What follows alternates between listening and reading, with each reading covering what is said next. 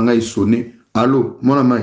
Ah, oui, que Mikolo, ba live, no pena, ok, non, ma belle, revoir à moi, ok, d'accord.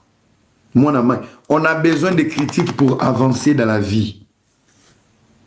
On a besoin de critiques pour aller de l'avant. Ngai, c'est pas parce que vous êtes des warriors, moi je m'en fous. Au-delà d'être warrior, ils ont kanté, un salaire, au-delà des sectes au Bokoti, vous restez nos frères et nos sœurs. Nous sommes tous sur les médias. Ce qui se passe, c'est inadmissible. C'est inadmissible. Pour s'assumer à la télé. Ils sont là pour vous.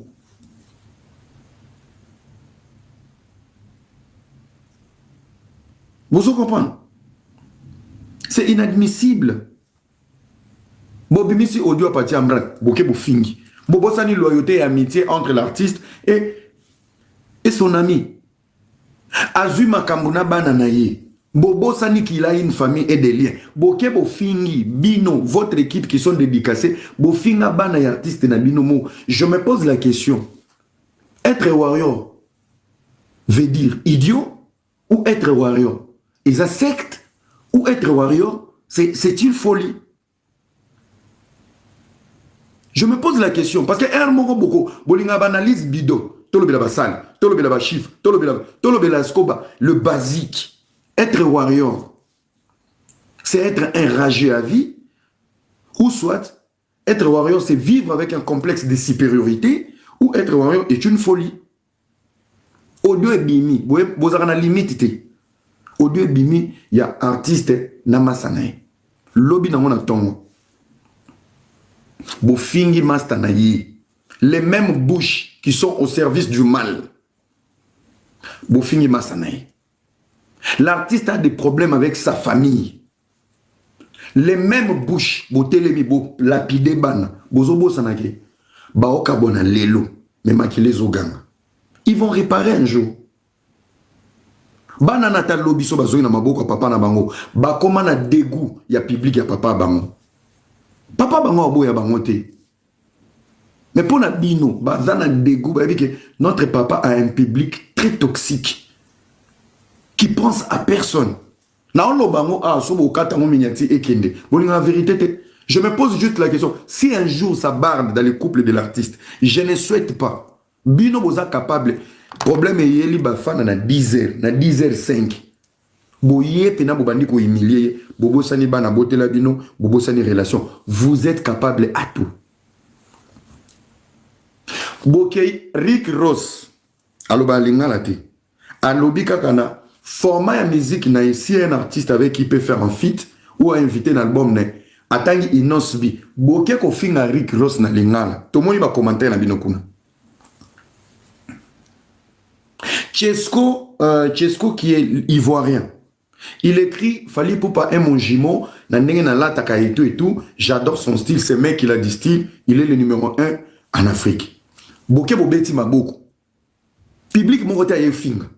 Tant que Chesco a zongi, à salisco différence entre le style et la musique. Niveau musical, mon choix, c'est faire rigolo parce que ce monsieur a une voix, expérience, machin. Boke ko finga ina ivoirien sengia banda lobi mais je ne comprends pas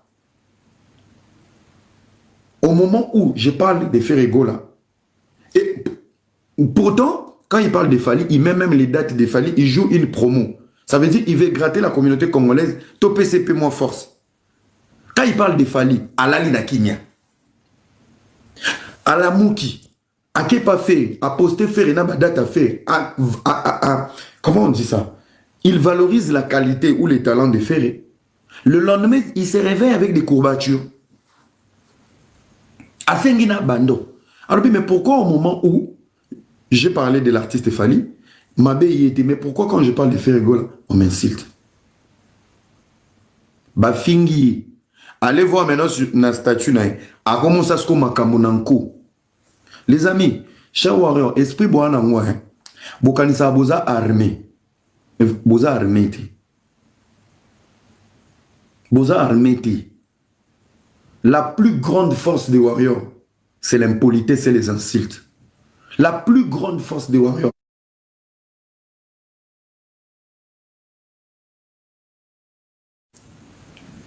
Pour les kounos à l'important.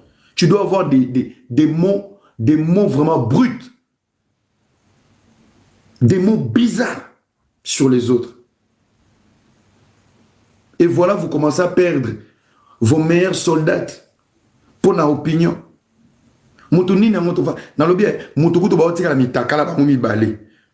Ça les 6 ans de mariage, mais ils ont des reproches à se donner dans une relation où ils sont sexuels, ils ont des enfants. Boni yo karaboyo. On est en train de parler sur la réflexion. Botan va commenter, on va bloquer dans la binoté. Depuis je suis en train de vous faire réfléchir. T'as là commenter et bon yo zara poli. Bino moko ben poli ngana banga bino pona manquer bino respect. Vous êtes des fous. Je mange chez vous. Je parle pour vos gens. Batuna bino bazaki loyal et pas na bino ba okatela bino lo sako pour exécuter vos conneries. On vous reproche parce que vous êtes des ingrats. Babanga bino. Babanga bino. Boni bo vana batu lo wana jungle boy. Boni boyko. On vous, même moi, je vous ai applaudi. Lélo, en plus, vous en êtes là comment vous dites ma défaite. Si tu veux te faire l'homme le plus fort, Nzamba Zako Emilio. Batunyon so bamo la chebino. Ken yo na tubela kia. Ken qui na tubeli. Sarato lazo tubela. Demera ko tubela. Omoni onyo so batigala na bapechona ba ido bani banima. Alidor a fanatique pendant que moi j'ai créé un nom Eraramsey sur les réseaux sociaux, sur Facebook en 2016. Alidor a dit fanata la ranga comme la privé. J'adore ton esprit. J'aime ce que tu fais. Alidor, cet esprit n'a pas changé, mais cet esprit a grandi. Kokalisate so bo poussa ni pemena ba musicien to perdre ba début. Moi je suis un grand esprit. Je suis un grand esprit. Bino tout empire du mal, botala anga na sonité, botala anga pena na songi alisu. Boyebi que jeune wana, c'est un guerrier. Je suis une fierté à ba jeune belé. Ben mission nanga iba sortie médiatique nanga nazo décomplexer jeunesse où il y a pas de magie. Il y a pas de magie. Orova na musicien te posa ki zengi aux impoli, oyebi ko finga ba sexe ba maman ba na plateau et bendo pembe na musicien. Mais ça robendo pembene pour un cerveau. Tu peux donner des idées. Moi, je peux rester avec un artiste, je peux donner des idées. Je peux créer une stratégie. Moi, je peux le faire. Je peux gérer une fondation d'un musicien pour dire tambola, donne-moi la gestion de la fondation. Foutanga autant par mois, vendre la musique. L'empire du mal, 12 ans inter. Na carte passeport à moi, on a un visa aux États-Unis. Bozo ciseaux, beaucoup de visa na bino. Et je me suis renseigné, bien reçu un visa de série. Et les visas de série, on ne peut pas désactiver un seul visa. N'est nombre de bino nyos bokiniwan. Si on doit désactiver, il faut pas désactiver nyos. Et on dit maintenant les années bano bakini on a ba BBC désactivation. So ba mi balana ba zongi ba désactiver on ba nyos ba ici j'assume le mot. Ils font plus partie du game. Ils font plus partie du game pour bakili. Ya mobile sa boaki nguna ya mwasa. Ba jeune wa sapero ya bandana ou ba memaki. Ils ont quelle vie pour ba yazo masudi chassa. Soki ezali pena faveur ba okotika ba ngotika. Mais soki bango ba zongi, ni balana ba zongi te. Vous savez qu'est-ce que ça fait chez l'artiste? La mauvaise foi. Moninga sungi bino bozonga. Bozonga. Son kutu ya ba saper ba tuner ba bandal ba zongi. Bozonga. Peut-être c'est pour aider à payer les sous l'ambassade pour dire que j'ai ramené autant de personnes. Aussi si ba concert to zongi. Événement mususu e bomatis ko là vous allez le pénaliser. Parce que voilà analyse na sali ya mwana. Ba no wana nyonso bandal ba zongi. Est-ce que bazali la stabilité na bandal P? Le meilleur cabinet qui a otika ba on a poto. Peut-être l'artiste y pensait aussi. Mais ce n'était pas le moment où il fallait dans le zoom. Les 2 Égyptiens qui se sont évadés, l'artiste n'est pas content. C'est la vérité. Il n'est pas content. Et si vous parlez à votre propre nom. Lui-même, il n'est pas content. Alors concentrez-vous pour toute la réalité belée. Tant que vous banda, ben mission est comme un gain. Et comme rendez-vous place boui. Rendez-vous place boui. Bandego. Même les fanatiques vous connaissez à toi. Il y a la porte où tu as aussi boisate. Il y a un kolobania tangan kuba. Nous tous, on a été agressés. Parce que nous sommes agressés, nous sommes dans Mikanda, tous dans la famille, tous dans la batu, tous bota kuna. Mais nous avons l'élan au couteau. Parce que nous avons l'esprit, nous avons l'élan au couteau. Parce que nous avons l'esprit, nous avons limité. Nous avons anglais mort. Nous avons bouqué au mâchoire et comme au morning, nous avons des musiciens fulani, dans la couteau dans un hôpital, azo qui peut ngati. Ce ne sont pas les musiciens qui mettent les insultes dans vos bouches. Vous avez le profil de l'impolitesse et vous êtes mal éduqués. Et ils ont permettre les bangos d'utiliser bino selon profil bozanango. Ça veut dire quoi? Dans la Bible, Jésus a fait le choix de ses disciples. Lui-même, il savait ce qu'il cherchait dans chaque disciple par rapport à la qualité ou à un apport à côté de Jésus. Mais la trahison de Jésus devait passer par Judas. Parce que Judas avait le profil de la trahison. Camarade doit penser à Bisso. Même ceux qui diable même si c'est un plan de Dieu, cet esprit entre dans le profil qui correspond. Est-ce que on amène bien? Vous êtes le profil de l'impolitesse et ça correspond aux besoins de l'idiotie. Ngane na vandi na profil wana te nana mwa ko benga te fo ki fini na mutu we le kana te ki yelo bako na ole kate e banane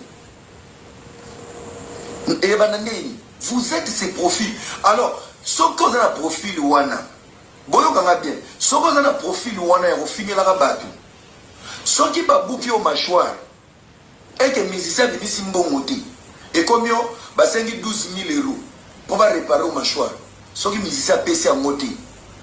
Oya va dans l'hôpital, ba komo filmer. Boyebi, nga ikutu, nazali ko bunela bino, ba sundoli nga l'hôpital, ba sundoli yote. Tu es le profil de vivre des dangers. Tu es le profil. Ah non, le balanga pembe. O ba ko kangena mumbiri, n'écris pas le nom de l'artiste. N'écris pas le nom de l'artiste parce que na limite ça tombe le téléphone. Bolo ki la nga gaso boye boye se ko na le loi fingi la nga batute bino moko mutu na mutu ayaka y compris fali mutu na mutu batala petana ko fingi ba recruter bazo recruter selon le besoin et les profils que vous avez. Maintenant les conséquences ba musicien te mutu ba futa mo parce que ba kucho bien na profil wana na éviter place na to se comprendre na éviter so to se comprendre. Voilà. Il y a un moment quand je parle de profil. Quand vous avez déconné, ils se sont dédouanés.